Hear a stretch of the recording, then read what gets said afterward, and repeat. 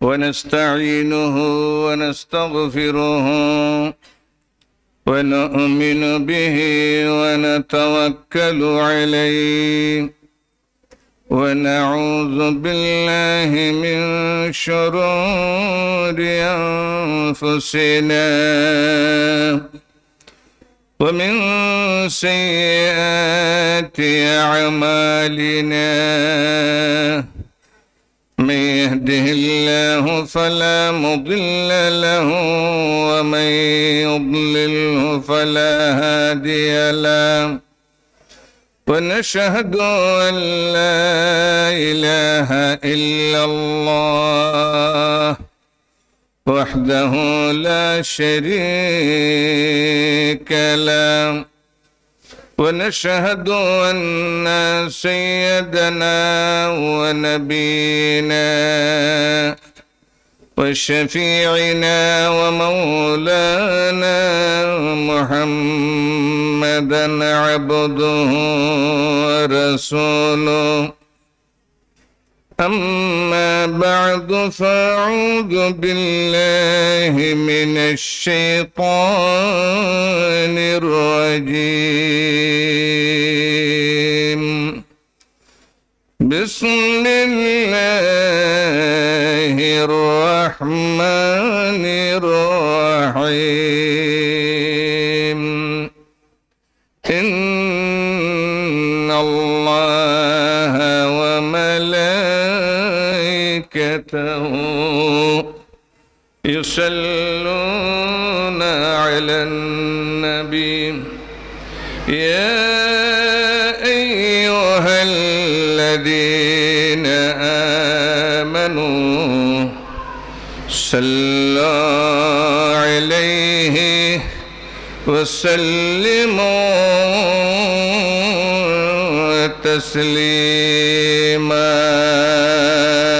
اللهم صل على سيدنا مولانا محمد وعلى آل سيدنا مولانا محمد اللهم صل على مولانا محمد وعلى آل سيدنا مولانا مشرق حب محمد مطلع ديوان ما مطلع خورشید عشق سینه سوزان ما اللهم صل على سيدنا مولانا محمد وعلى آل سيدنا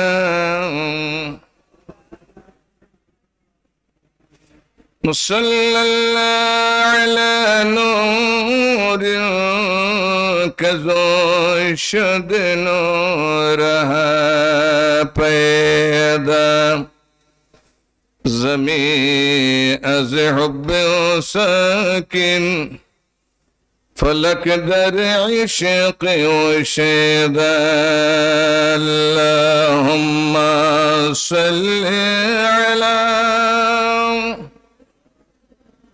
مولانا محمد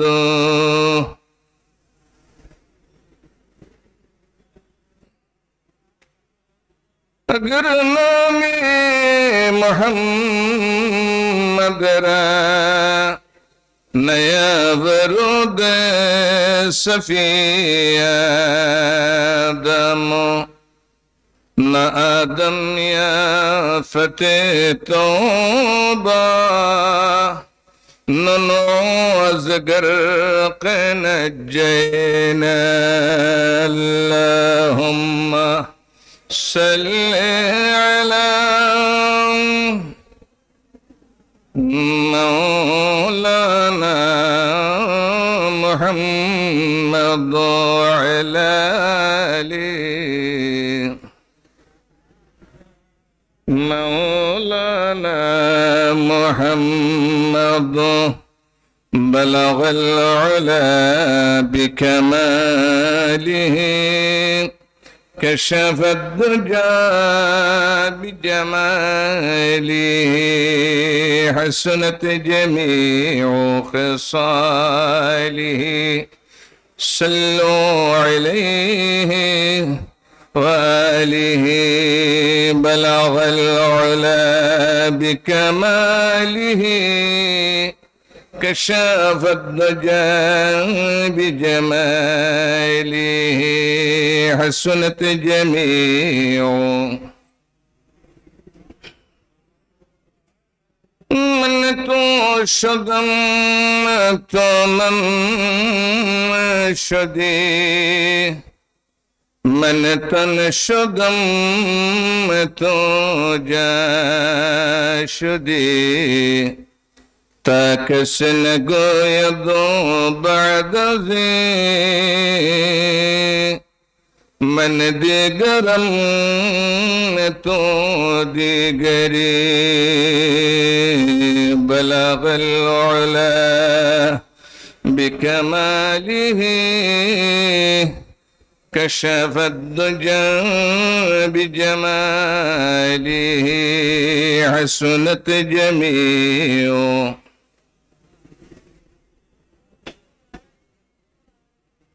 तो खुदा नहीं कि खुदा को हो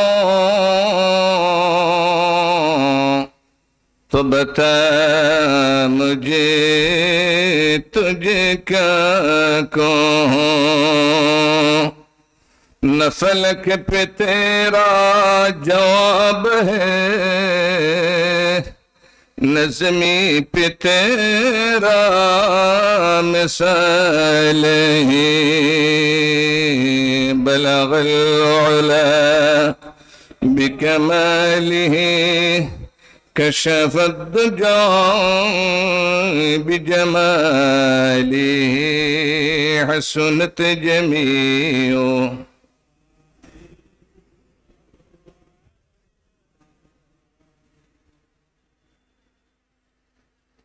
पवित्र आशिक रसूल सल्लल्लाहु अलैहि वसल्लम पलिकुल शिरोमणि मुजद्दिद महफिल सीरत नबी सल्लल्लाहु अलैहि वसल्लमेर प्रख्यात आलिम दीन हज़रत अल्लामा अलहज शाह मौलाना हाफिज अहमद शाह साहब किबला रहमतुल्लाह अलैह কর্তৃক প্রবর্তিত পবিত্র সিরত মাহফিলের 19 দিন ব্যাপী 54তম সিরত মাহফিলের আজকের এই দিনের মহতারাম সাহেবে সদর সম্মানিত পরিচালক সম্মানিত যথাযোগ্য মর্যাদাবান নায়েবে রাসূল হযরত উলামায়ে কেরাম আজকের এই মাহফিলে উপস্থিত সম্মানিত দিনদার ভাই সব পর্দার আড়ালের মা ও বোনেরা আসসালামু আলাইকুম ওয়া রাহমাতুল্লাহি ওয়া বারাকাতুহু আল্লাহ তাআলার দরবারে আলী শানে আমি নাখান্দা গুনাহগার অদম নিকৃষ্টতম একটি বান্দা জ্ঞানশূন্য বান্দা অধম এই সিরত ময়দানে যেখানে আল্লাহ তাআলার প্রিয় বান্দা তথা আউলিয়া কেরামদের কদমের ধুলি পড়েছে যুগশ্রেষ্ঠ আউলিয়া কেরাম যুগশ্রেষ্ঠ ওলামায়ে কেরামের পদধূলিতে ধন্য এ সিরত ময়দান, যেটি প্রবর্তন করেছিলেন মুজদ্দিদে মাহফিলে সিরত হযরত শাহ সাহেব কিবলা আলাইহি রাহমা। আল্লাহ তাআলা তাকে জান্নাতুল ফেরদৌসের আলা মাকাম নসিব করুন। তিনি যে এত বড় মাহফিলের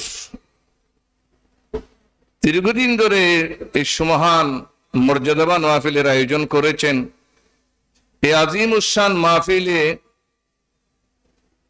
আমি নিজেকে একেবারে ছোট করে নিজেকে বলছি এমন নয়, আসলে আমার ঈমান আকীদা।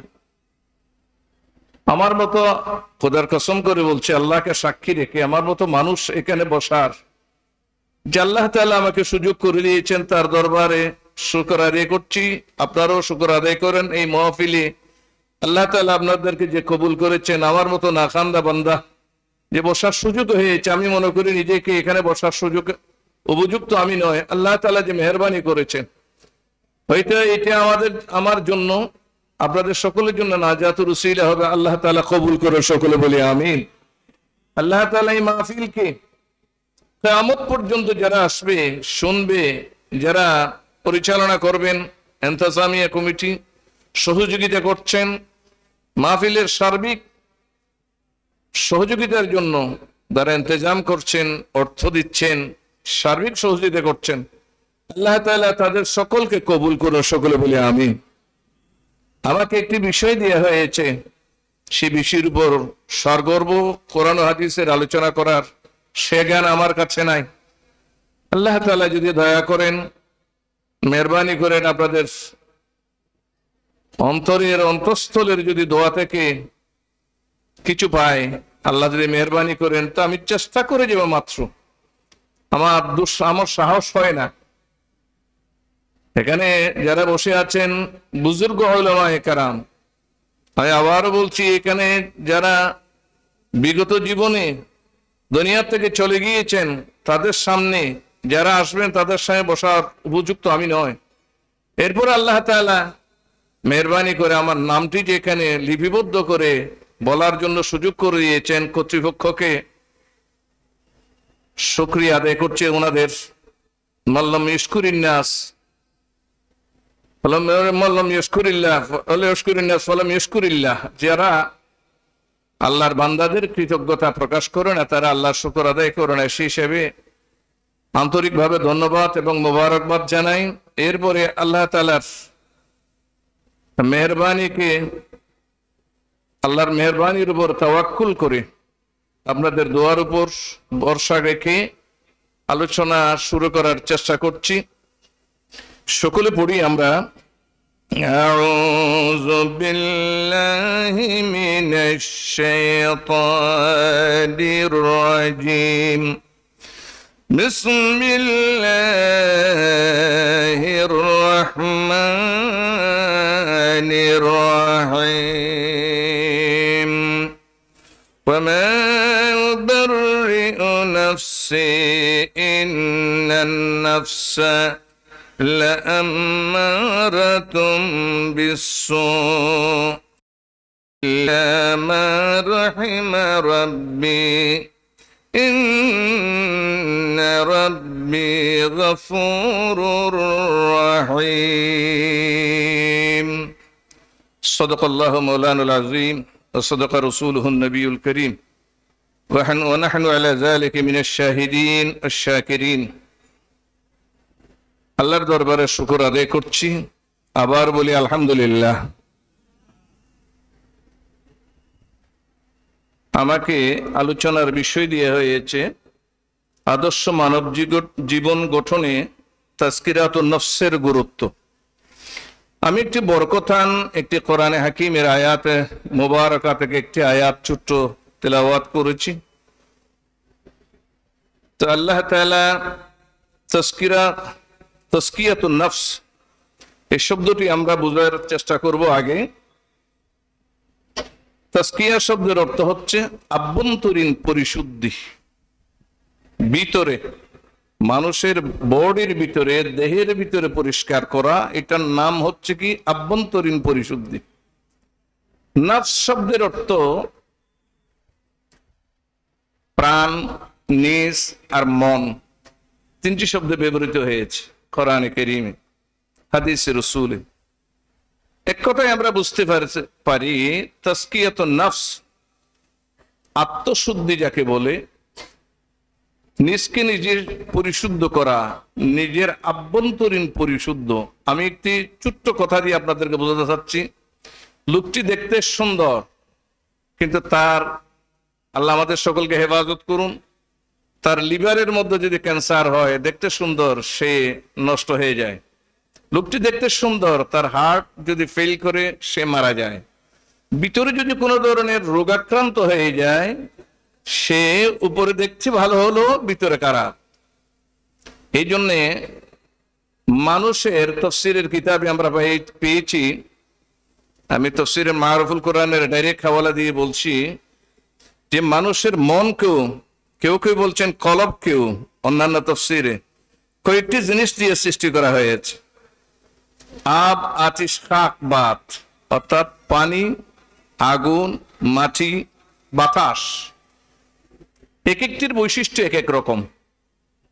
পানির বৈশিষ্ট্য ঠান্ডা, আবার যখন তুফান সৃষ্টি হয় সেটি উত্তাল তরঙ্গমালা বয়ে গেলে আবার সেটা তুফান হলে তস্তস করে ফেলে, বন্যা হলে মানুষের ঘরবাড়ি নষ্ট করে ফেলে, আগুন সারকার করে ফেলে। এভাবে বাতাস স্বাভাবিক থাকলে ভালো, অস্বাভাবিক বাতাস হলে তাও সমস্যা। মাটিরও একই অবস্থা, এমনি ভালো, কিন্তু ভূমিকম্প হলে খুবই অসুবিধা। এই জন্যে আমাদের অন্তর কলব অথবা আমাদের নফস, মনকে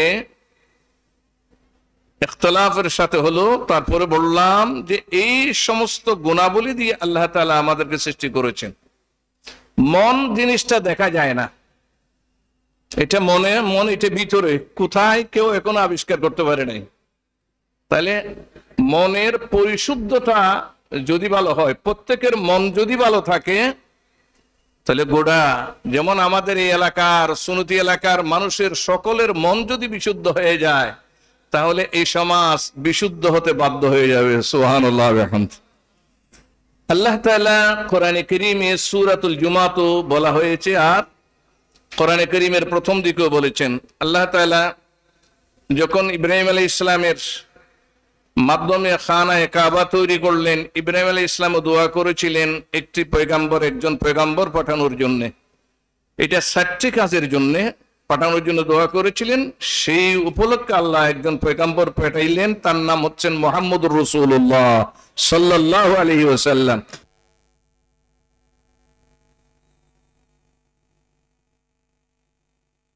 সিরাতুন নবী, সিরাতুন নবী, 19 দিন ব্যাপী সিরাতুন নবী সাল্লাল্লাহু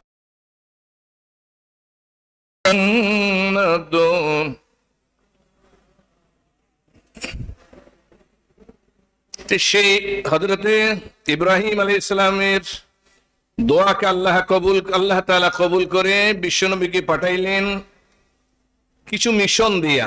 মিশনের মধ্যে একটা হচ্ছে তাসকিয়ায়ে নফস, তাফসিয়ায়ে কলব, তাফসিয়ায়ে নফস। কলবের দিকে যাচ্ছি না, আমি কলবকে স্টাডি করে দেখেছি। কোরআনে কারীম থেকে কলব প্রায় 60-65 প্রকার হয়। আমি কলবের আয়াতগুলোকে একত্র করেছিলাম। এই বিষয়টি পাওয়ার পর আলহামদুলিল্লাহ আমাকে স্টাডি করতে বাধ্য করেছে। 60-65টা প্রকার, 65 প্রকার কলব পেয়েছে, আত্মা পেয়েছে। আবার নফসের ব্যাপারেও কিছুটা আমি যখন একটু লেখাপড়া করলাম, যা পেয়েছি তার সংক্ষেপে আলোচনা করছি, চেষ্টা করব ইনশাআল্লাহ। আল্লাহ তাআলা কোরআনে কারীমের সূরাতুল জুমার মধ্যে বলেছেন, ওয়াল্লাযী বা'আসা ফিল উম্মিয়িনা রাসূলাম মিনহুম ইয়াতলু আলাইহিম আয়াতিহি ওয়া ইউযাক্কিহিম ওয়া ইউআল্লিমুহুমুল কিতাবা ওয়াল হিকমা ওয়া ইন কানু মিন ক্বাবলু লাফি দালালিম মুবিন। কোরআনে কারীমের সূরাতুল জুমায় আল্লাহ তাআলা ইরশাদ করছেন যে তিনি মহান সত্তা, যিনি তার রাসূলকে একটি অজ্ঞ জাতির জন্য প্রেরণ করেছিলেন কয়েকটি মিশন নিয়ে, কয়েকটি জিনিসের দাওয়াত দিয়ে যেন এই জাতিকে তিনি মানুষ করেন, মানুষের মতো মানুষে পরিণত করেন। রাসূলুল্লাহ সাল্লাল্লাহু আলাইহি ওয়াসাল্লামকে পাঠাইলেন একটি অজ্ঞ জাতি, মূর্খ জাতির কাছে। গোটা বিশ্ব মানবতার মহান মুক্তির দূত বিশ্বনবীকে পাঠাইলেন অজ্ঞ একটি মূর্খ জাতি, উম্মি জাতি এবং জাহেল জাতিকে মানুষ করার জন্য, মানুষের মতো মানুষ করার জন্য, আদর্শ জাতি গঠন করার জন্য কয়েকটি মিশন নিয়ে পাঠাইলেন। একটি কি? রাসূলাম মিনহুম ইয়াতলু আলাইহিম আয়াতি, আল্লাহর কোরআনের আয়াতগুলো তেলাওয়াত করে রাসূল মানুষকে শোনাবেন। এক নম্বর তেলাওয়াতে কোরআন। তিলাওয়াতে কোরআন, আল্লাহ রাসূল কোরআন তেলাওয়াত করবেন আর মানুষ শুনবেন। তেলাওয়াতে কোরআনে হাকিমের একটি পাওয়ার আছে। কোরআনের সুললিত কণ্ঠ শুনলেই মানুষের অন্তরের মধ্যে সাদা দাগ পড়ে, অন্তর সাদা হয়ে যায়, আর মানুষ আল্লাহর দিকে রুজু হয়ে যায়, আল্লাহওয়ালা হয়ে যায়। সুবহানাল্লাহ ওয়া বিহামদিহি। মানুষের অন্তরে আল্লাহর প্রেমে উত্থাল তরঙ্গমালা বয়ে যায় কোরআনের তেলাওয়াত শুনলে। ইয়াতলু আলাইহিম আয়াতি ওয়া ইউযাক্কিহিম।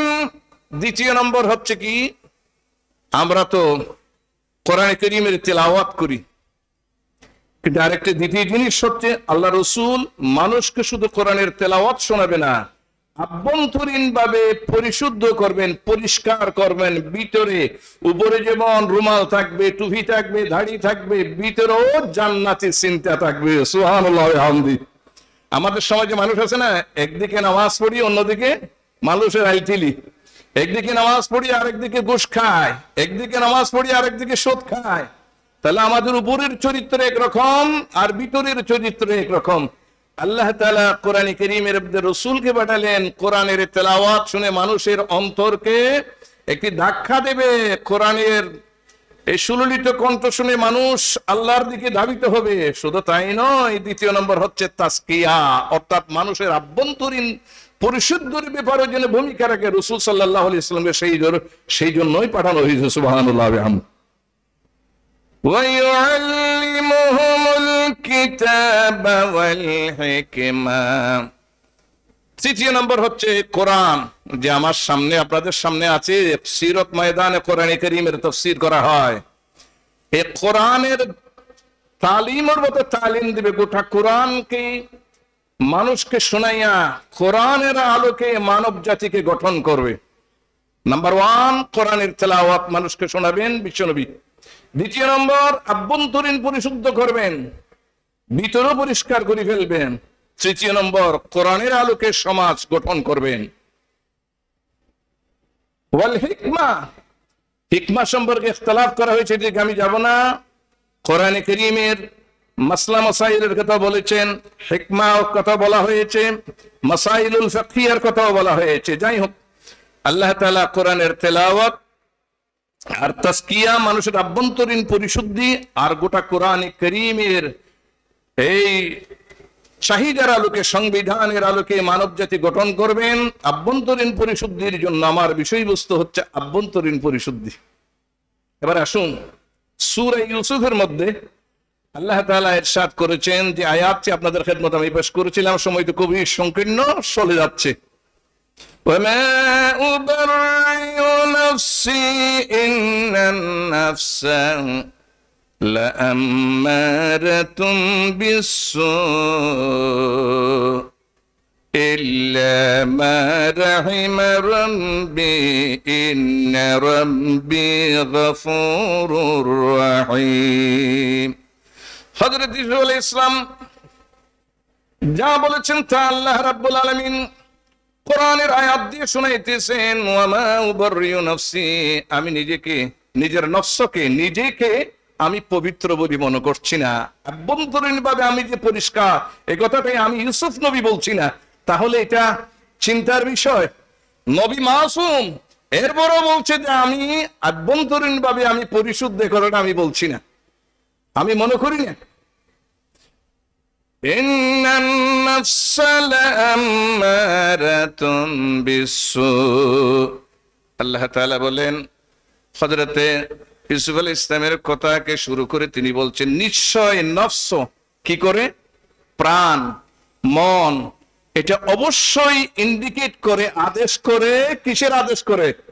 শিক্ষকেরা ছাত্রকে পড়ার জন্য বলে আমাদের ভিতরে যে মন আছে, আমাদের ভিতরে যে একটা চেতনা আছে, প্রবৃত্তি আছে, আমাদের মধ্যে একটা চাহিদা আছে, মন যা চাই তাই করি। এই মনটা কি করে? নিশ্চয় এই মনটা খারাপ কাজের বেশি বেশি আদেশ করে। নিশ্চয় আল্লাহ ডেফিনিটলি বলেছেন এই মনটা মানুষকে বেশি বেশি খারাপ কাজ করাতে চেষ্টা করে এবং আদেশ করে, হে মন তুমি বেশি বেশি খারাপ কাজ করো। আমাদের সমাজের মধ্যে যত কুকাজ আছে সব কাজ করার জন্য এই নফস এই মানুষকে কি করে আদেশ দান করেন। আল্লাহ রাব্বুল আলামিন এই আয়াতের মধ্যে বলছেন ইল্লা মা রাহিমা রাব্বি, এই মনটা এত বিপজ্জনক নিজে কন্ট্রোল করা সম্ভবপর নয়। আল্লাহ রাব্বুল আলামিন যাকে দয়া করেছেন সেই ব্যক্তি তার মনকে কন্ট্রোল করতে পারেন। সুবহানাল্লাহ। এই মন কন্ট্রোল করার জন্য, এই নফস কন্ট্রোল করার জন্য আল্লাহ রাব্বুল আলামিনের মেহেরবানি ছাড়া আর কিছুই নয়। সুবহানাল্লাহ ওয়া বিহামদিহি। ইন্না রাব্বি গফুরুর রহিম, আল্লাহ তাআলা বলেন কোরআনে কারীমের মধ্যে হযরত ইউসুফ আলাইহিস সালাম বলেছেন নিশ্চয়ই আমার আল্লাহ, আমার প্রভু গফুর, ক্ষমাশীল এবং দয়াবান। যদি একটু ঝুঁকে যায় আমার মনকে কন্ট্রোল করা কোনো ব্যাপার না। সুবহানাল্লাহ ওয়া বিহামদিহি। মনকে কন্ট্রোল করা, নফসকে কন্ট্রোল করা কঠিন কিন্তু অসম্ভবপর নয়। মনকে কন্ট্রোল করা কঠিন তবে অসম্ভব নয়, এটা সম্ভবের ভিতরে। তাহলে আল্লাহ রাব্বুল আলামিনের রহমত লাগবে। এই জন্য বিশ্বনবী আমাদের সকলকে শিখিয়েছেন, আল্লাহর দরবারে দোয়া করেছেন আল্লাহুম্মা আতি নাফসি তাকওয়াহা ওয়া যাক্কিহা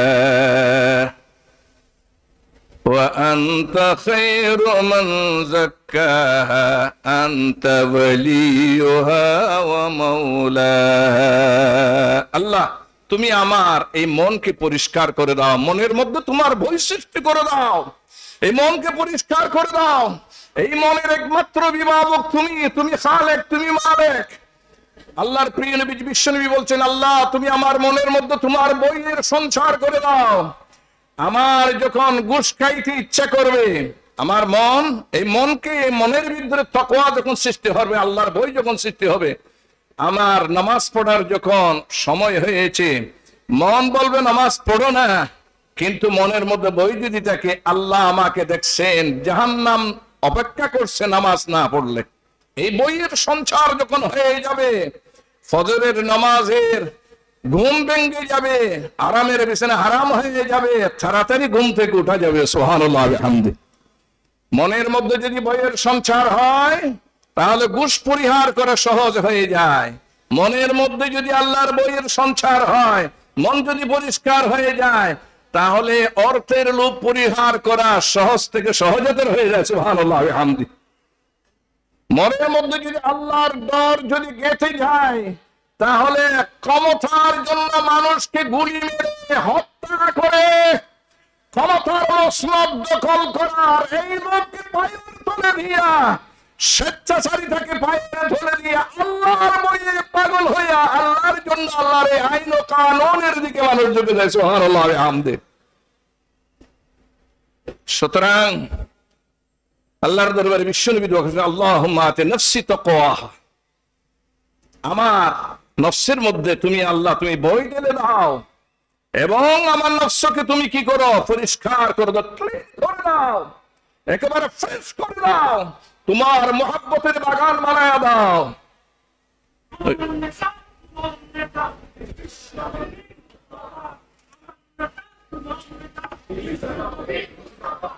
সময় কম,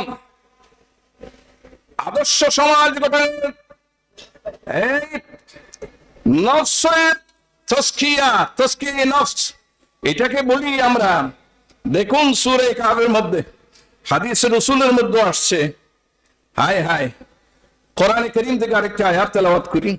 فأما من طغى وآثر الحياة الدنيا فإن الجحيم هي المأوى وأما من خاف مقام ربه ونهى النفس عن الهوى فإن الجنة هي المأوى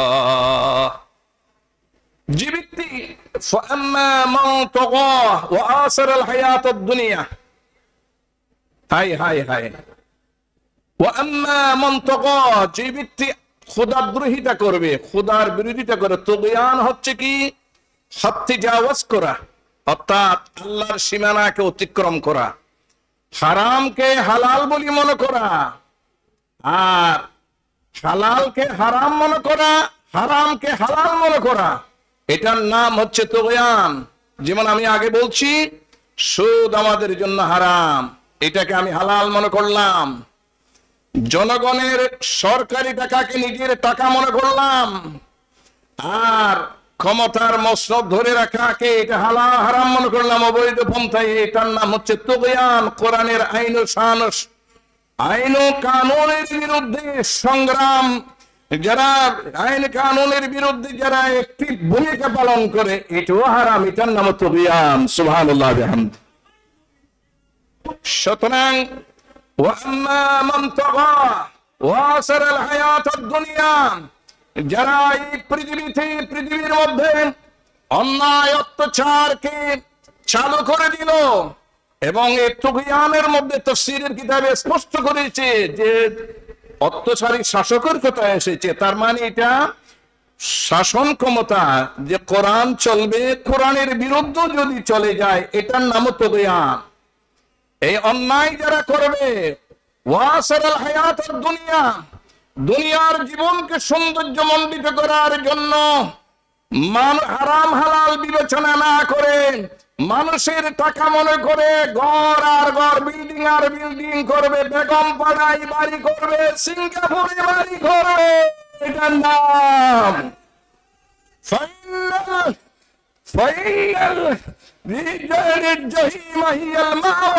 তাদের জন্য জাহান্নাম অপেক্ষা করছে।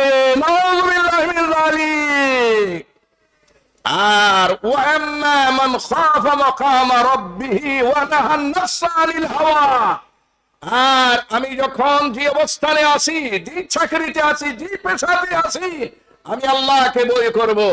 সরকারি পেশাতে যদি চাকরিজীবীতে যদি থাকি, আমার কলম দিয়া যদি পুকুর চুরি না করি, সাগর চুরি করে দেশে বিদেশে অন্যায় ভাবে সরকারি পয়সার নামে জনগণের পয়সা করে আমি যদি বাড়ি করি, এটা হচ্ছে মনের মতো করে চলার জন্য গাড়ি বাড়ি করা।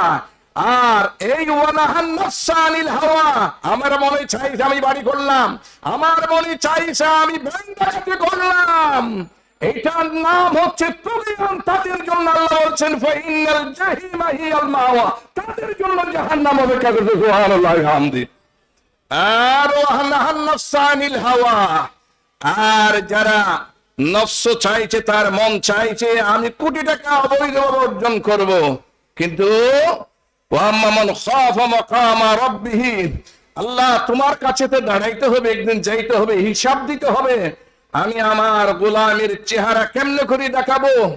আমি ভয় করছি লাখ কোটি টাকার লোককে আমি সমুদ্রে নিক্ষেপ করে দিয়া, ইন্নী আখাফুল্লাহ, আল্লাহ আমি তোমাকে ভয় করি। ওয়ানাহান নাফসা আনিল হাওয়া, আমার মনে চায় যা চায় তাই করব না, আমার নফসের চাহিদাকে আমি পুড়ি ছারখার করব। আল্লাহ তাআলা তোমার চাহিদাকে আমি প্রাধান্য দিলাম, এটার নাম হচ্ছে নফসকে দমন করা। সুবহানাল্লাহ ওয়া বিহামদি। শেখ সাদি রহমাতুল্লাহ আলাইহি তো নিজেই বলেছেন, করিমা বেবক্সায়ে বর হালেমা কে হাসতো মাসিরে কমন্দে হাওয়া। আহা, আল্লাহ তুমি আমার উপর রহমত নাজিল করো, আল্লাহ তুমি আমার উপর রহমত নাজিল করো। আমি তো নফসের শিকারীর শিকার হয়ে গেলাম, নফসের শিকার হয়ে গেলাম, নফস আমাকে অন্যায় কাজের শিকারী বানাইতে চাইতেছে। আল্লাহ তোমার কাছে সাহায্য চাই, তুমি আমাকে নফসের এই কুপ্রবৃত্তির ষড়যন্ত্র থেকে তুমি আমাকে নিস্তার দিয়া তোমার সন্তুষ্টি অর্জন করার আল্লাহ আমাকে তুমি তৌফিক দাও। সুবহানাল্লাহ বিহাম। নফস শৈতা জদ করিমা রাহে মন, নফস শৈতা জদ করিমা রাহে মন, রহমত বাশদ শাফাত খাহে মন। আল্লাহ নফস তো আমাকে ডাকাতি করে জাহান্নামে ফেলে দিতে চায়, নফস আমাকে একেবারে আমাকে জাহান্নামের আগুনে নিক্ষেপ করতে চায়। তোমার রহমতের আশাবাদী হইয়া তোমার দরবারে ফরিয়াদ করি, এই নফসের প্রবৃত্তির চাহিদা থেকে আমাকে হেফাজত করো আল্লাহ, আমি যেন তোমার গোলামি করতে পারি। সমস্ত চাহিদাকে, নফসের চাহিদাকে পরিছাড় করে, নফসের চাহিদাকে দমন করে তোমার চাহিদাকে আমি প্রাধান্য দিতে পারি। এই জন্য আল্লাহর ওলিরা দোয়া করবে। সুবহানাল্লাহ। فأما من طغى وآثر الحياة الدنيا فإن الجحيم هي المأوى। যারা এই নফসের চাহিদাকে একেবারে প্রাধান্য দিয়েছে, জাহান্নাম তাদের ঠিকানা। আর নফসের চাহিদাকে প্রাধান্য না দিয়ে আল্লাহর চাহিদাকে, আল্লাহর কোরআনের চাহিদাকে, রাসূলুল্লাহর সুন্নাহকে যারা মাথা পেতে নিবে, জান্নাত তার জন্য ঠিকানা। আল্লাহর কোরআন বলছে। আল্লাহ তুমি আমাদেরকে কবুল করো, সকলে বলি আমিন। শুন ভাইরা, এই তাসকিয়াতুন নফস, আদর্শ সমাজ গঠনে তাসকিয়াতুন নফসের ভূমিকা দেখেন, শুধু আমাদের ব্যক্তিগত জীবন নয়, রাষ্ট্রীয় জীবনও এই তাসকিয়াতুন নফসের ভূমিকা রয়েছে। কোরআনে কারীম বলছেন এই সমাজ গঠনে, রাষ্ট্র গঠনে, রাষ্ট্রপতিকে পর্যন্ত বিশুদ্ধ করার জন্য কোরআন বলেছে তাসকিয়াতুন নফসের কথা। তাসকিয়া করা, বিশুদ্ধ করা। আল্লাহ রাব্বুল আলামিন কোরআনে কারীমে বলছেন ইযহাব ইলা ফিরআউন ফাইন্নাহু তাগা। হে মুসা, তুমি তোমার বিরোধিতা করে, তোমার আইন ও কানুনের বিরোধিতা করে তোমাকে যে মিশন নিয়ে আমি পাঠাইলাম, তোমার বিরোধিতা করে ফেরাউন, তুমি তাকে কোন যাইয়া আমি যে ইলাহ একজন, মাবুদ একজন, আমার ইলাহিয়াতের ব্যাপারে তুমি একটু দাওয়াত দাও। আমি যে আল্লাহ একক, আমি ছাড়া আর কেউ নাই, তুমি যে মুসা একজন নবী, এটা তুমি দাওয়াত দিয়ে দাও। সে তো আমার বিরুদ্ধে আচরণ করছে, জন্য তাকে দ্বীনের দাওয়াত দাও। হযরত মুসা আলাইহিস সালাম বললেন ইযহাব ইলা ফিরআউন ইন্নাহু তাগা। আল্লাহ রাব্বুল আলামিন বলেন তুমি তাকে কি বলবে? ফাকুল হাল লাকা ইলা আন তাযাক্কা। হে মুসা, তুমি তাকে বলো, সে যে এত ষড়যন্ত্র করছে দ্বীনের বিরুদ্ধে, তোমার বিরুদ্ধে, আমি আল্লাহর বিরুদ্ধে, তাকে বলো তার কি প্রয়োজন নেই? আভ্যন্তরীণ ভাবে পরিশুদ্ধ হইয়া তার এক আল্লাহকে ডাকা, তুমি মূসাকে নবী হিসেবে মানা, এটা কি তার প্রয়োজন নেই? কথাটা তুমি বলে দাও। আল্লাহর নবী মূসা আলাইহিস সালাম যখন এই কথাটা বলে দিলেন, ওয়া আহদিয়াকা ইলা রাব্বিকা ফাতাখশা। হে ফিরআউন, তোমার কাছে আমি আল্লাহ রাব্বুল আলামিনের পক্ষ থেকে দায়ী হইয়া আমি নবুয়তের দাবি দিয়ে দিলাম। মূসা আলাইহিস সালাম বললেন যে তোমার কাছে আমি উলুহিয়তের, আল্লাহর উলুহিয়তের দাওয়াত দিলাম, আমি মূসার নবুয়তের দাওয়াত দিয়ে দিলাম। তুমি আভ্যন্তরীণ ভাবে পরিষ্কার হয়ে যাও এবং তোমাকে আমি হেদায়েতের আল্লাহ পর্যন্ত দেখিয়ে দেব, আর তোমার অন্তরের মধ্যে আল্লাহর বই সৃষ্টি হয়ে যাবে, তুমি আল্লাহর বান্দা হয়ে যাবে, তুমি জান্নাতে হয়ে যাবে। দাওয়াত দিলেন আল্লাহর পক্ষ থেকে, আল্লাহর আদেশ মাফিক। ওয়াহাদিয়াকা ইলা রাব্বিকা ফাতাখশা ফাআরাহু আয়াতাল কুবরা।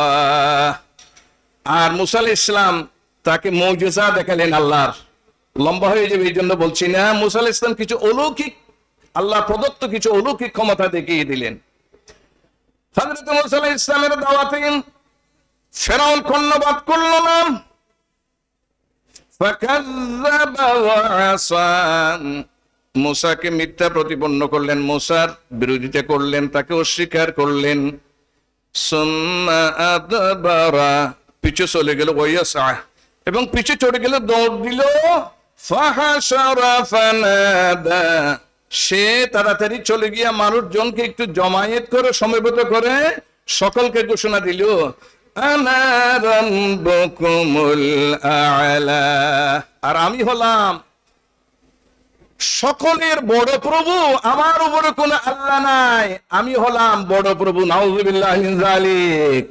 ফিরআউন দাবি করেছিল, ইলাহ দাবি করেছিল, প্রভু দাবি করেছিল। মূসা আলাইহিস সালামের দাওয়াত তিনি গ্রহণ করেন নাই। বিশুদ্ধ হওয়ার জন্য আল্লাহ তাআলা মূসা আলাইহিস সালামকে পাঠিয়েছিলেন আভ্যন্তরীণ পরিশুদ্ধির জন্য। কলেমাকে ভিতরে পড়ে মুখে পরিষ্কার করে বলে যেন আল্লাহর বান্দা হয়ে যায়। এই দাওয়াত দাওয়ানি মা আভ্যন্তরীণ পরিশুদ্ধির জন্য মূসা আলাইহিস সালাম আল্লাহর কথা মতো ফেরাউনের কাছে দাওয়াত দিয়ে গেলেন, কিন্তু সে অস্বীকার করলো। আল্লাহ বলে দাওয়াত এটা গ্রহণ করলেন না। তখন কি করলেন? অন্য আয়াতে আসছে, লাইন ইত্তাখাযতা ইলাহান গায়রি লাআজআলান্নাকা মিনাল মাসজুনিন। ফেরাউন কি করলো? যে আমার কথার বিরোধিতা যদি করো আমি কারারুদ্ধ করবো, কারাগারে নিক্ষেপ করবো। এখানে কি তাসকিয়ার কথা, আভ্যন্তরীণ উপরের জাহিরি বাতিনি পরিশুদ্ধির কথা এগুলো মেনে নেওয়া যায় না। আমাকে যদি তুমি প্রভু বলে না নাও তাহলে আমি কারাগারে নিক্ষেপ করবো। তাহলে ফেরাউন আগেও ছিল, এখনো আছে, সামনেও থাকবে। এই সমাজের বিশুদ্ধতার জন্য তাসকিয়ার প্রয়োজন আছে। এই জন্য আল্লাহ তাআলা মূসা আলাইহিস সালামকে বলছেন, ফাকুল হাল্লাকা ইলা আন তাযাক্কা, তোমারও কি প্রয়োজন নাই পরিশুদ্ধ হয়ে যাওয়া, পরিষ্কার হয়ে যাওয়া? যদি পরিষ্কার হয়ে যাও, আল্লাহকে যদি ভয় করো, ফাইনাল জান্নাতা হিয়াল মাওয়া, জান্নাত হচ্ছে তোমার ঠিকানা। সুবহানাল্লাহ ওয়া বিহামদি। সুতরাং এই নফসের পরিশুদ্ধির জন্য নফস অনেক প্রকার আছে, সেগুলো বলা সম্ভবপর হবে না। এই জন্য বলছিলাম, ইন্নান নাফসা লাআম্মারাতুন বিসসূ, মন চাই, আমাদের অনেকের মন চাই, সবার নয়। অন্যায় ভাবে কোটি কোটি টাকার গাড়ি বাড়ি করা, অন্যায় ভাবে হারাম খাওয়া, অন্যায় ভাবে চলা, খোদাদ্রোহী করা, মান তাগা ওয়াসারাল হায়াতুদ দুনিয়া, অর্থ হচ্ছে কি আল্লাহর বিরোধিতা করা, আল্লাহর কোরআনের বিরোধিতা করা, রাসূলের সুন্নাহর বিরোধিতা করা। এটার নাম তাগয়ান, এটার নাম দুনিয়াকে প্রাধান্য দিয়া, দুনিয়ার জন্য নিজের জীবনকে কুরবানি করে দিয়া। আর আল্লাহর প্রিয় বান্দারা মনের চাহিদাকে তারা পূরণ করে না, আল্লাহর চাহিদাকে সব সময় প্রাধান্য দিয়ে। সুবহানাল্লাহ ওয়া বিহামদি। সূরা কাহফের মধ্যে আল্লাহ তাআলা বলেন গুহাবাসীদের কথা, ইন্নাহুম ফিতয়াতুন আমানু বিরাব্বিহিম ওয়াজিদনাহুম হুদা। কিছু যুবকেরা আল্লাহর উপর ঈমান যখন এনেছেন, জালিম শাসক যখন কাছে নিয়ে গেলেন, আল্লাহ তাআলা যুবকগুলোকে ঈমানের আরো আলো দিয়া তাদেরকে শক্তিশালী করলেন, আরো বাড়িয়ে দিলেন, ঈমানের শক্তিকে বাড়িয়ে দিলেন। ওয়ারাবাতনা আলা কুলুবিহিম, এই অন্তরের পরিশুদ্ধ অন্তরকে আরো, নফসকে আরো কি করলেন? ঈমান দিয়া ভরে দিলেন, হেদায়েতের আলো দিয়া মজবুত করে দিলেন, মজবুত হেদায়েতের আলোকে দিলে স্ট্রং করে দিলেন। ইয ক্বামু ফাকালু, জালিম শাসকের সামনে যখন দাঁড়িয়ে গেলেন, সেই শাসক যখন বলল আমাকে ইলাহ মানো, আমাকে রব মানো, আমাকে আল্লাহ মানো, তারা বললেন, তাফসীরের কিতাবে এসেছে আল্লাহ রাব্বুল আলামিন অন্তরকে এমন দৃঢ় করে দিলেন, মনকে এমন সাহসিকতায় পরিপূর্ণ করে দিলেন, আল্লাহর ভালোবাসায় পরিপূর্ণ করে দিলেন। জালিম শাসককে বলে দিলেন, যেহেতু তুমি আমাকে যদি পুড়াইয়া মারো, শহীদ করে দাও, চোরমার করে দাও, আমরা বলো রব্বুনা রব্বুস সামাওয়াতি ওয়াল আরদ, এই শরীরকে যদি টুকরো টুকরো করো, আমরা আল্লাহকে আল্লাহ ছাড়া আর কিছু বলবো না, তোমাকে খোদা বলবো না। নাউযুবিল্লাহি মিন যালিক। সুতরাং যারা শাহাদাতের তামান্না করে তারাও অন্তরের পরিশুদ্ধ আছে, এই জন্য আল্লাহ তাদেরকে হেদায়েতের নূর দিয়া নফসকে একেবারে আল্লাহর প্রেমে ডুবাইয়ে দিয়েছেন, আর অন্তরকে আল্লাহ হেদায়েতের মজবুত দিয়া শক্তিশালী করে দিয়েছে। সুবহানাল্লাহ ওয়া বিহামদি। রব্বুনা রব্বুস সামাওয়াতি ওয়াল আরদ লান নাদউ ইলাহান মিন দুনিহি ইলাহান, আমরা আল্লাহ ছাড়া আর কাউকে ইলাহ বলে ডাকবো না, আল্লাহ বলে ডাকবো না, তিনি কে? একমাত্র আল্লাহ সুবহানাহু ওয়া তাআলা। সুতরাং আমাদেরকে আত্মার পরিশুদ্ধি যদি আমরা করতে পারি, প্রত্যেকেই অন্তরকে যদি বিশুদ্ধ করতে পারি, তাহলে আমাদেরকে কোনোদিন হারাম কাজের দিকে আমার লোভ যাবে না, সুখ যাবে না, আমাদের সুখও যাবে না হারামের দিকে, আমাদের জিহ্বাও যাবে না হারামের দিকে, আমাদের অন্তরে যাবে না হারামের দিকে, আমাদের মনও যাবে না হারামের দিকে।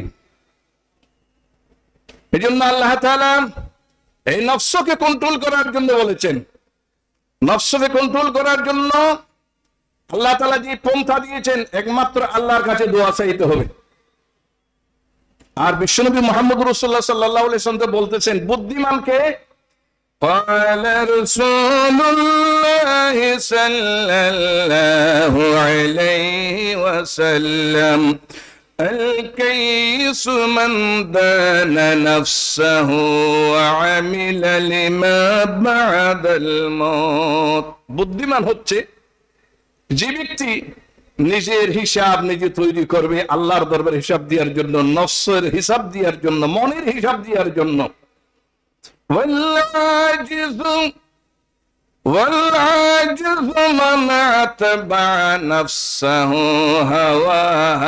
দুর্বল ব্যক্তি উনি যিনি নিজের মনের কথা মতো চলে, সে হচ্ছে দুর্বল।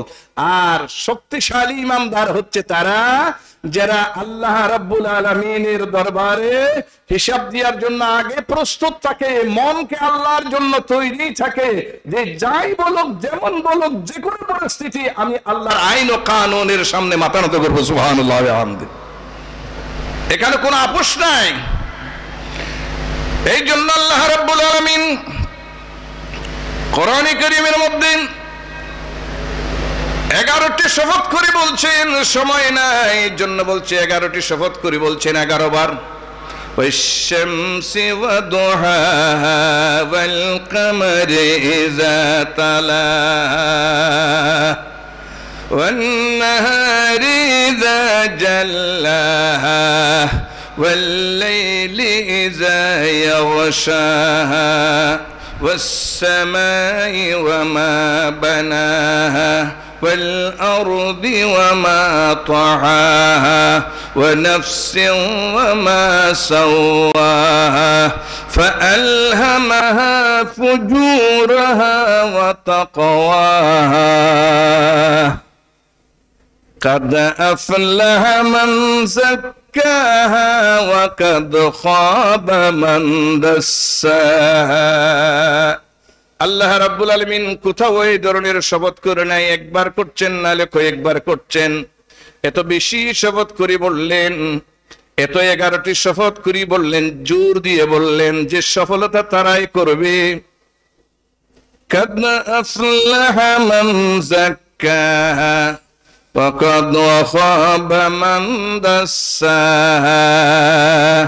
সফল তারা যারা নিজের নফসকে কি করেছে, একেবারে নফসের চাহিদাকে মিটিয়ে ফেলেছে। মনফসের চাহিদা বলতেই তাদের কিছু নাই, আল্লাহর চাহিদাকে প্রাধান্য দিয়েছে আর নফসকে একেবারে কন্ট্রোল করে ফেলছে, তারাই সফল। সুবহানাল্লাহ ওয়া বিহামদি।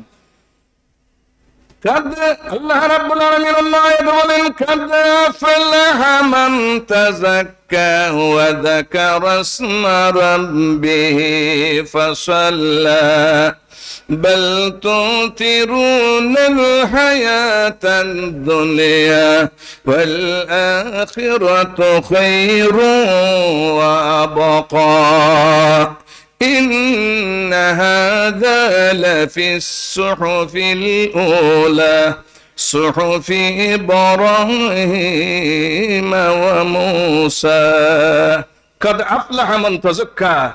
আল্লাহ তাআলা তো সফলতা কোথায় দিয়েছেন? যার ভিতরে পরিশুদ্ধ, বাহিরে ঠিক আছে, কিন্তু যার ভিতরে পরিশুদ্ধ, একেবারে ঠিকঠাক। ও আমাদের অনেকে আছে উপরে ঠিক ভিতরে সদরঘাট, উপরে ফিটফাট ভিতরে সদরঘাট, এরকম না। উপরেও ঠিক ভিতরেও ঠিক পরিশুদ্ধ, উপরেও আল্লাহর মহাব্বতে ভরা, ভিতরেও আল্লাহর ভালোবাসায় পরিপূর্ণ। আল্লাহ তাআলা বলেন সেই সফল কাম জান্নাতি। সুবহানাল্লাহ। قد أفلح من تزكى وذكر اسم ربه فصلى। তাজকিয়া কখন আসবে? আয়াত ইশারা দিয়েছে, যারা নামাজ পড়বে, যারা আল্লাহর জিকির করবে, যারা ভালো মানুষের সঙ্গ দেবে, সুহবত ইখতিয়ার করবে, যারা কোরআন কারীমের তেলাওয়াত শুনবে, যারা আখিরি রাতে উঠে আল্লাহর দরবারে কান্নাকাটি করবে, তাহাজ্জুদের নামাজ, এগুলা হচ্ছে নফসকে কন্ট্রোল করার মহৌষধ। আসুন আল্লাহ তাআলা শেষের দিকে যাই। সময় যখন কমে আসতেছে, এবার নফসের চাহিদা যারা পূরণ করে নাই, আল্লাহর চাহিদা যারা পূরণ করছে, তাদের ব্যাপারে আল্লাহ তাআলা বলেন, ইয়া আইয়ুহান নাফসুল মুতমাইন্না ইরজিই ইলা রাব্বিকা রাদিয়াতাম মারদিয়া ফাদখুলি ফি ইবাদি ওয়াদখুলি জান্নাতি। যারা নিজের নফসকে কন্ট্রোল করতে পেরেছেন, নফসের চাহিদাকে মিটিয়ে দিলেন, আল্লাহর চাহিদাকে নিজে প্রাধান্য দিয়ে দিলেন, কোরআনের চাহিদাকে, সুন্নাহর চাহিদাকে, আল্লাহ তাআলা বলেন মৃত্যুর সময় আল্লাহ তাআলা তাদেরকে ডাক দেবেন, হে আইয়াতুহান নাফসুল মুতমাইন্না, হে পরিতৃপ্ত আত্মা, হে নফস যারা দুনিয়ার চাহিদাকে পদদলিত করে আল্লাহর চাহিদাকে প্রাধান্য দিয়েছো, আসো আমার দিকে আসো, আমি আল্লাহ তোমার জন্য রাজি, তুমি আমার জন্য রাজি। সুবহানাল্লাহ ওয়া বিহামদি। রাদিয়াতান মারদিয়া, রাদি তুমি রাদি, মারদিয়া আর তোমাকে রাজি করা হয়েছে মারদুয়ুন। হ্যাঁ, তুমিও রাজি, আমিও রাজি, সবাই রাজি, জান্নাতে রাজি। সুবহানাল্লাহ ওয়া বিহামদি। এই পরিশেষে এই আয়াতকে আর বিশ্লেষণ না করে একটা হাদিসের রাসূল থেকে এটাকে আরেকটু স্পষ্ট করতে যাচ্ছি সংক্ষেপে, যে হযরত আবু হুরায়রা রাদিয়াল্লাহু তাআলা আনহু থেকে বর্ণিত মিশকাতুল মাসাবিতে, মিশকাত শরীফে হাদিসে এসেছে, মিরকাতে এসেছে, যে সাইয়্যিদুনা মুহাম্মদুর রাসূলুল্লাহ সাল্লাল্লাহু আলাইহি ওয়াসাল্লাম ইরশাদ করেছেন, যাদের আত্মা, যাদের নফসকে একেবারে পরিষ্কার, নির্লোভ, নির্মোহ, আল্লাহ ছাড়া আর কিছু বুঝে না, দুনিয়াকে একেবারে পদদলিত করেছে, বিশুদ্ধ করে নফসকে যারা বিশুদ্ধ করতে পেরেছে, তারা যখন দুনিয়া থেকে চলে যায়, আল্লাহ তাআলা তাদের জন্য নূরানি, ঝকঝকে সূর্যের মতো নূরানি ফেরেশতারা তাদের মৃত্যুর সময় তাদের মাথায় আসে। সুবহানাল্লাহ ওয়া বিহামদি। শুধু তাই নয়, মাথা থেকে দৃষ্টি সীমা পর্যন্ত চলে যায় ফেরেশতারা, এতটুকু ফেরেশতার সমাগম হয়ে যায়। ফেরেশতারা বসে আল্লাহ রাব্বুল আলামিনের পক্ষ থেকে সুন্দর রেশমি কাপড় নিয়ে আসে, কাপড়গুলো সুগন্ধিত ভরা জান্নাতি কাপড় নিয়ে আসেন। কাপড়গুলোর মধ্যে আল্লাহ তাআলার সেই বান্দার আত্মাকে রাখবেন, এবে বলেন উখরুজি ইয়া আইয়াতুহান নাফসুত তাইয়্যিবা, হে পবিত্র আত্মা তুমি বের হয়ে যাও। তখন আত্মা কিভাবে বের হয়ে জানেন?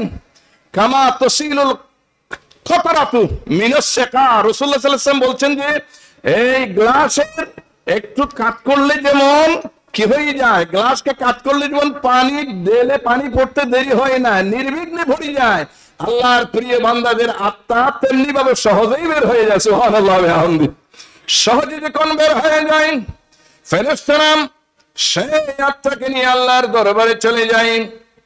চলে যাওয়ার পর, উপরদিক চলে যাওয়ার পর প্রথম আসমানে তখন ডাক দেয়া হয় যে আসমানের দায়িত্বশীল ফেরেশতারা তোমরা খুলে যাও, আল্লাহর প্রিয় বান্দার আত্মা এসেছে। আত্মা যখন আসে, ফেরেশতারা বললেন এত সুগন্ধিত কোত্থেকে আসলো? মা আতিয়াবা হাজিহির রে, যে এত খুশবু আলা আত্মা কোত্থেকে আসলো, এমন কোন খুশবু, এরকম খুশবু তার জিন্দেগিতেও পাই নাই। মারহাবান বিন নাফসিত তাইয়্যিবা, রাসূলুল্লাহর হাদিস, সে আত্মাকে সংবর্ধনা দেওয়া হবে। সুবহানাল্লাহ ওয়া বিহামদি। সে আত্মাকে সম্বর্ধনা দেবে, ওয়ালকাম দেবে। এইভাবে যেতে যেতে এইভাবে যেতে যেতে কুত্তুকু যাবে, যেতে যেতে একেবারে 7 আসমান পর্যন্ত যাবে। 7 আসমান থেকে ফেরেশতাদেরকে বলবেন নিয়ে যাও, তার আত্মাকে লিপিবদ্ধ করে রাখো, ইল্লিনে রাখো ভালো নেককার বান্দাদের সাথে। আবার তাকে ফিরিয়ে দাও কবরে, সেই বান্দার রুহের মধ্যে ফিরিয়ে দাও। রুহে ফিরিয়ে দিয়ে সাথে আত্মার মধ্যে প্রাণ যখন চলে আসে, তখন তাকে প্রশ্ন করে, সকল প্রশ্নের উত্তর দেওয়ার পর বলা হচ্ছে ওয়া আফরিশুহু মিনাল জান্নাহ ওয়া আলবিসুহু মিনাল জান্নাহ ওয়া আফতিহু লাহু মিন আবওয়াবিল জান্নাহ। তার জন্য জান্নাতের দরজা খোলা করে দাও, তার জন্য জান্নাতের বিছানা করে দাও, তার কবরের সাথে জান্নাতের সাথে সংযোগ করে দাও। সুবহানাল্লাহ ওয়া বিহামদি। এইটা সহিহ হাদিসে এসেছে, 2, 4, 3, 4টা হাদিস এসেছে এইভাবে। তো সর্বশেষ কথা, একেবারে সময় সংক্ষেপের দিকে, আর যারা এই নফসের কথা মতো জনগণের টাকা চুরি করেছে, নফসের কথা মতো বেগম বাড়াই বাড়িঘর করেছে, নফসের কথা মতো ঘর বাড়ি করতে গিয়ে আজকে দুনিয়ার মধ্যে বেইজ্জত হচ্ছে, তাদেরকে বলবেন এখানে কি মান তানহারির নফসিল খবিসা, যে আমাদের দেশে ঘরের মধ্যে শিখা ঢুকলে যে গন্ধ, ফেরেশতারা বলবে যে এটা কি দুর্গন্ধময় আত্মা। তখন ফেরেশতারা আর সপ্তম আসমানে না, প্রথম আসমান থেকে উপরে যেতে দেয় না। আল্লাহ তাআলা বলেন তাকে নিচে নিয়ে যাও, সিজ্জিনের মধ্যে বৎকারের আত্মার সাথে মিলিয়ে দাও। কোন প্রশ্নের উত্তর দিতে পারে না। ফাইনাল জাহিমা হিয়াল মাওয়া, তাদের জন্য জাহান্নাম অপেক্ষা করছে। নাউযুবিল্লাহ মিন যালিক। অন্য হাদিসে মুসলিম শরীফের মধ্যে আছে তুরাদুল ফিতনু, হ্যাঁ একেবারে ফিতনা, এই ধরনের ফিতনা। আল্লাহ রাসূল বলেছেন যে কাল হাসির উদান উদা আলাল কুলুবি উদান উদা, সাড়া যেমন একেবারে বড়তে বড়তে একটা সিল্কের সাথে একটা লেগে থাকে, আল্লাহর বান্দাদের জন্য এইভাবে বলা মুসিবত আসবে। বলা মুসিবত মানে এগুলা পরীক্ষা, এখানে ফিতনা মানে বলা মুসিবতও বলা হয়েছে, পরীক্ষাও বলা হয়েছে। যে বান্দাকে পরীক্ষা করে, লোভ দিয়ে পরীক্ষা করেন আল্লাহ, মাল অবৈধ মাল দিয়ে পরীক্ষা করবেন, অবৈধ সম্পদ সামনে এনে দিবেন, অবৈধ খানা সামনে এনে দিবেন। বান্দা ফাইয়ু কলবিন উশরিবাহা, যেই কলব সেই মালকে গ্রহণ করবে, সে হারামকে গ্রহণ করবে, নকতাতুন সৌদা, তখন তার আত্মা কালো হয়ে যাবে।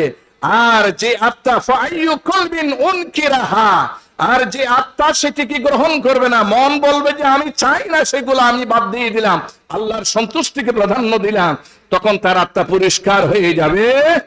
তখন আল্লাহর রাসূল সাল্লাল্লাহু আলাইহি ওয়াসাল্লাম বলবেন যে যেহেতু আত্মা পরিষ্কার হয়ে যাবে, পরিষ্কার স্বচ্ছ নূরে নূরান্বিত হয়ে যাবে, দুনিয়ার কোন লোক তাকে লা তাদুররুহু ফিতনাতুন হাত্তা তাকুমুস সামাওয়াতি ওয়াল আরদ, যতদিন পর্যন্ত আসমান জমিন ঠিক থাকবে ততদিন পর্যন্ত আল্লাহর প্রিয় বান্দাদের অন্তরকে হারামের মধ্যে ডুবাইতে পারবে না। সুবহানাল্লাহ বিহামদি, বিশ্বনবী মুহাম্মদ রাসূলুল্লাহ সাল্লাল্লাহু আলাইহি ওয়াসাল্লামের কথা। আর যারা অন্তর অপরিষ্কার হয়ে গেছে, নফস ময়লা হয়ে গিয়েছে, দুর্গন্ধময় হয়ে গেছে, লা ইয়ারিফু মারুফা ওয়া লা ইনকিরু মুনকারা, তারা ভালোকে ভালো বলে আর চোখে দেখবে না, খারাপকে আর খারাপ বলি মনে করবে না, যা পাই তা গ্রহণ করবে। দেখছেন কিনা আপনারা? সুতরাং যা পাই তা ইয়াতি আলান নাস জামানুন, হ্যাঁ বিমা হালাল মাল আসবে যে মানুষ আমিনাল হারাম আমিনাল হালাল আমিনাল হারাম।